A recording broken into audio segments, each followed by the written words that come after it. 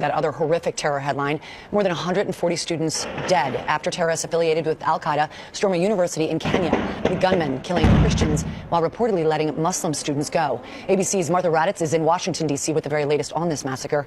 Good morning, Martha.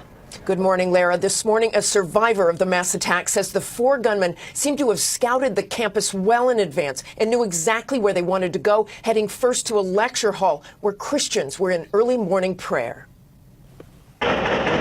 The terrifying massacre began before dawn. The sound of gunfire shocking students out of their beds. Four al-Shabaab terrorists strapped with explosives moved from dormitory to dormitory, methodically separating Muslims from Christians. Those who identified themselves as Christians were executed on the spot. Desperate students fleeing for hours, but many were held hostage in one of the dormitories for hours, escaping only after Kenyan security forces killed all four gunmen. Really worried and waiting for any help from anywhere.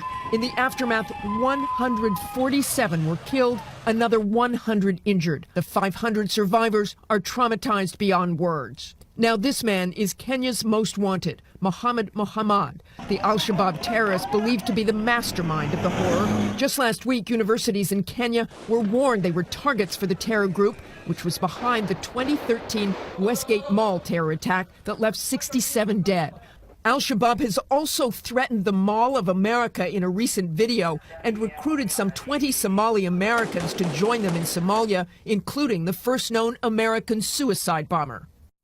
What is astonishing in all these attacks is how few gunmen it took, apparently just those four in this one, to take so many lives. And that is what concerns authorities in the U.S. as well, George. In such a chilling, methodical way. Okay, Martha, thanks.